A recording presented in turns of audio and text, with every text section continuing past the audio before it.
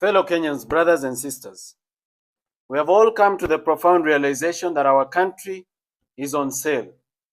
Shockingly, the buyer is also the seller.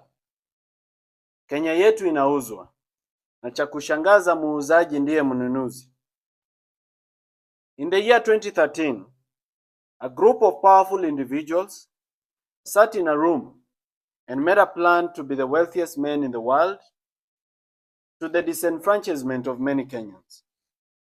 They hatched a grand scheme that would earn them an empire only similar to the Russian oligarchs. It was simple. Steal as much as you can, make Kenya poor as much as you can, then bring back the money that has been stolen and buy everything that is valuable in Kenya, then dominate the people as their landlords. However, they had to overcome one obstacle. Kenya had just received a new constitution, which required every shilling of revenue, including money borrowed, to be deposited in the consolidated fund. From there, it would be allocated by Parliament to the recurrent and development expenditure, withdrawals of which would be made with the approval of the Controller of Budget, and the Auditor General would audit it. These individuals decided to cheat the law.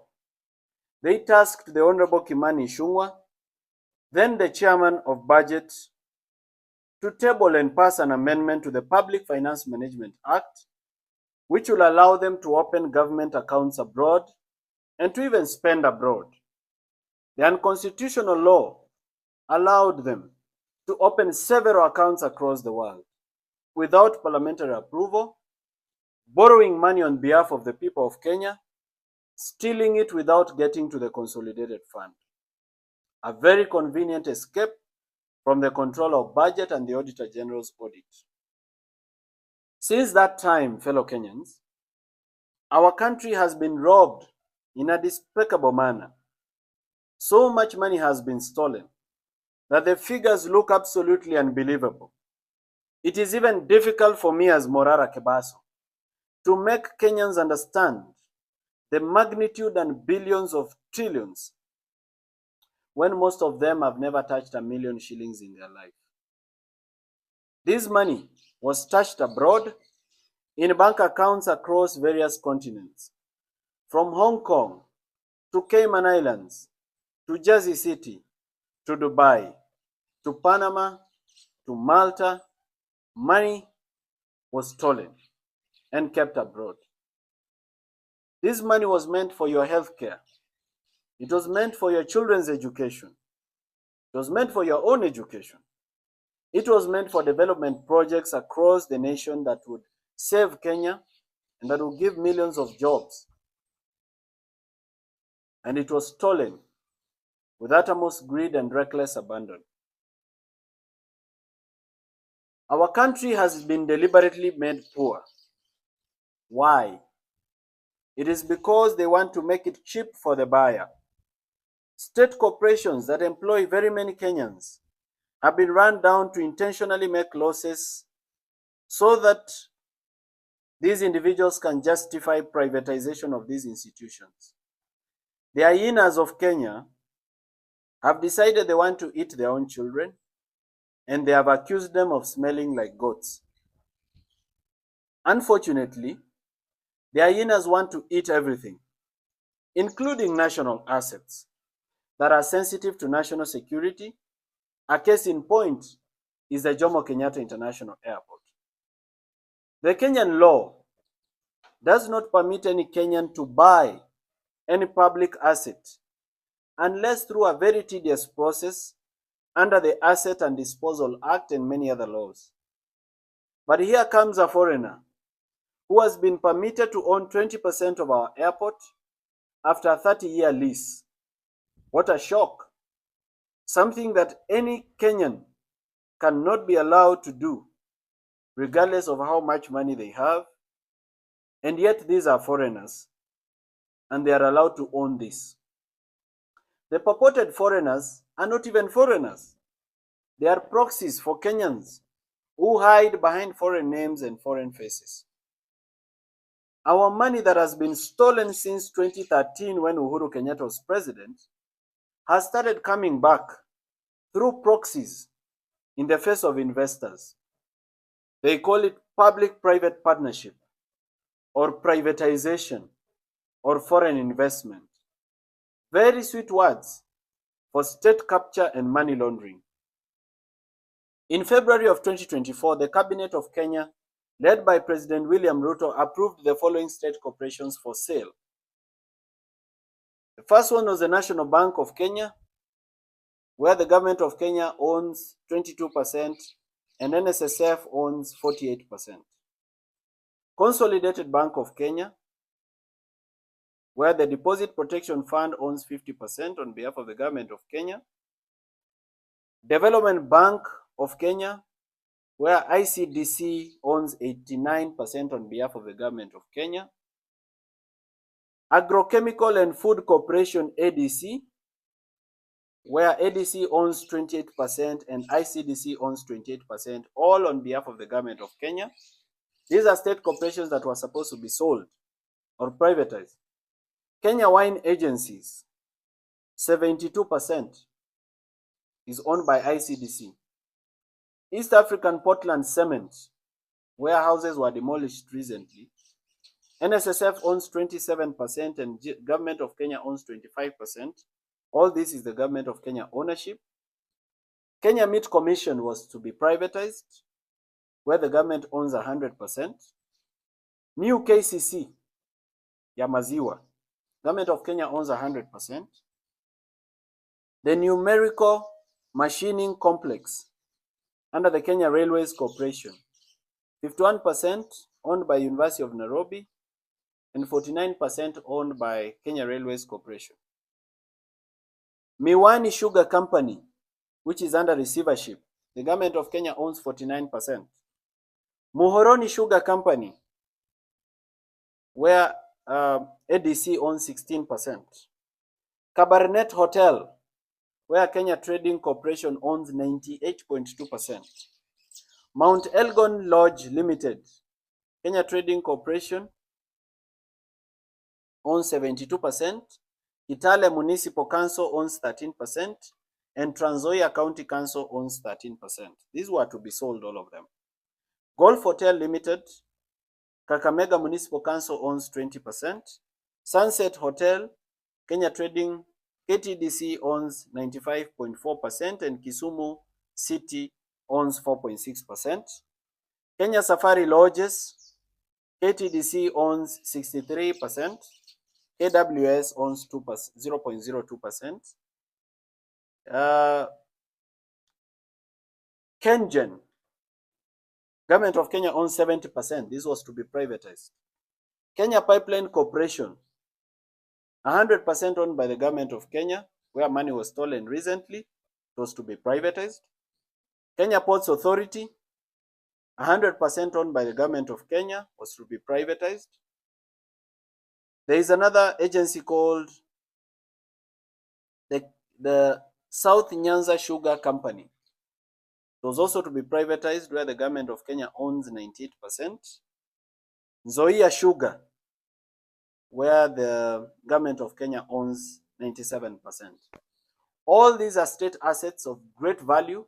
They employ several Kenyans, but these assets were supposed to be privatized in the name of allowing them to make profit, when they've been intentionally run down and made to make losses, so that the people who've stolen our money can find something to buy. Ladies and gentlemen, you and I know the buyers, and the buyer is also the seller, and the seller is the buyer. The mission for these people is to build empires that can be passed down through their descendants like royal families. But they want to do this by impoverishing and making us all poor. They want to do this all on the backs and in the sweat and tears and blood of dying Kenyans who can barely afford to eat. Today, we stand on ashes. We stand on a broken country that cannot afford basic necessities of life. Our natural resources mined and taken abroad to develop other countries with no benefit to the Kenyan people except corrupt politicians in power. Our gold, our petroleum, our coltan, our gemstones, our titanium, our mica, our diatomite, all gone.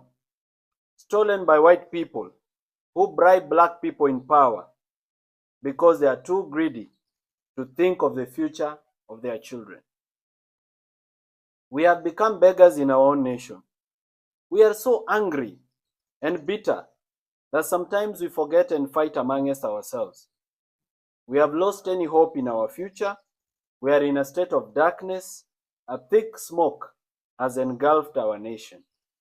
We are a population which is poor, destitute, and drowning in the tears of sadness. While we continue to cry about the state of our nation, some individuals and their children are living large and enjoying fine things. They have bought helicopters, private jets, rare cars, luxury boats, expensive watches, expensive belts. They have bought holiday homes around the world, and they have invested in building private cities. They have bought our banks. They control the sectors of our life. We cannot move without fueling in a petrol station that is owned by them. They process our food, and we eat their brands.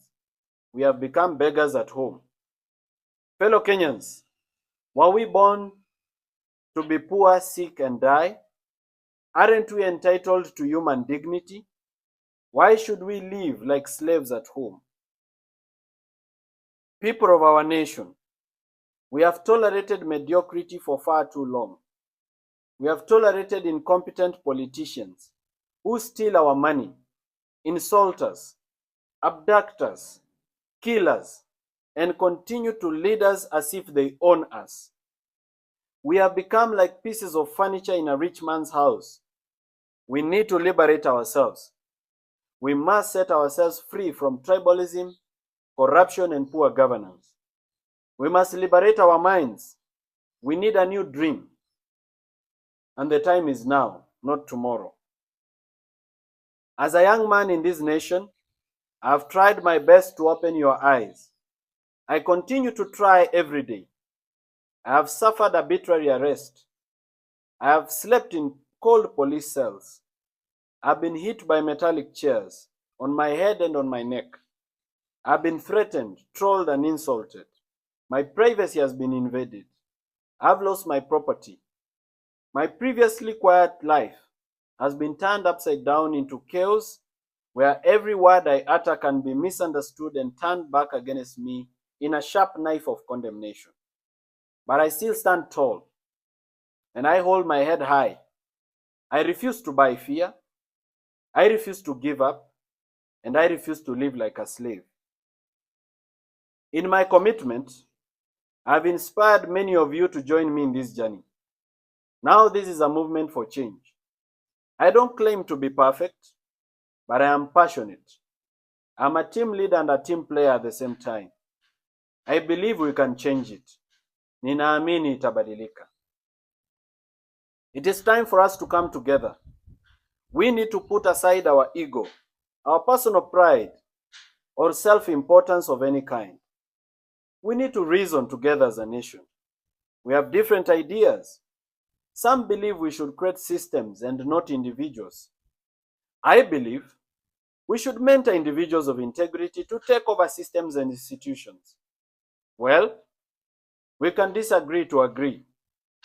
In that conversation, let everyone's voice be heard in silence. Let us not troll and deplatform those who have sacrificed to present themselves for the burden of leadership. Not everyone can lead. Some of us need to follow and support leadership by mentorship, correction, and prayer. Theirs is a journey of sacrifice, a yoke so heavy to bear, but in stride and grace they bear it. On this day, I want to thank those who have stood with me, those who do not know me but defend my reputation on social media and in gatherings of every kind. Those who fund my activities with their hard-earned money without counting losses. I thank the brave soldiers that fight with me every day. Together we have achieved much. Without political power, we have revived some stalled projects. We have exposed corruption, and in some instances, we have prevented it from happening. We are giants. The work we do is superhuman. We should do more of this every day and inspire other Kenyans to also do what they can do in their small ways and big ways. I also thank Kenyans of integrity who have stood with the nation. Notably, I want to recognize the effort of Honorable Kio Mtata, Honorable Richard Onyonka, Honorable Gathoni Wamuchomba, Honorable Jimmy Wanjigi, Eric Omondi, media personalities, content creators like Crazy Kena, musicians who have sung about bad governance like Nonini and Shanky, the Law Society of Kenya, judges, bloggers, spoken word artists like Oeba, YouTubers, TikTokers, Kenyans on X, civil society groups, whistleblowers, and all Kenyans of good intent. If I have not mentioned it, it's not because you're little, but because I may not be able to mention all of you. May you live to see the change that you're fighting for. And may you sacrifice, and may your sacrifice be rewarded in abundance. Now, ladies and gentlemen, the government has learnt about your sacrifice and your relentlessness. To divide and conquer you, they have opened several battles. They want to wear you down and scatter you so that you fight different battles in different directions. In less than 3 months, the country has witnessed controversial legislation on the extension of term limits of the president and parliament and on the agriculture bill, a disastrous healthcare system, worker strike, a divisive impeachment, university funding quagmire, an airport theft, abductions, killings, and so much more that we are confused which war to fight and which one to wait. This is deliberate and very intentional. It is the mission of those in power to wear us down and drain our energy. It's an emotional fatigue strategy. We must forge an alliance. We must combine our efforts and combine our problems into one message: regime change. We need to completely overhaul the system. We need to recall members of parliament. We need a fresh election for the presidency before 2027. We are impatient. We cannot wait for 2027. We need to wipe out this corrupt system and their cousins, whichever way they come.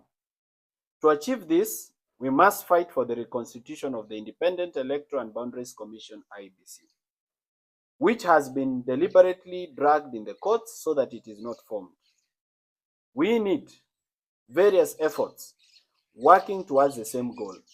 We may not do the same thing, but everybody can do something. Lawyers should file cases. Online activists should whip the masses. Musicians should make music. Journalists should inform the public. And every Kenyan should do whatever they can, including influencing other Kenyans in the mobilization against regime change. It will not be easy, but it will be worth it. And in all things, ninaamini itabadilika.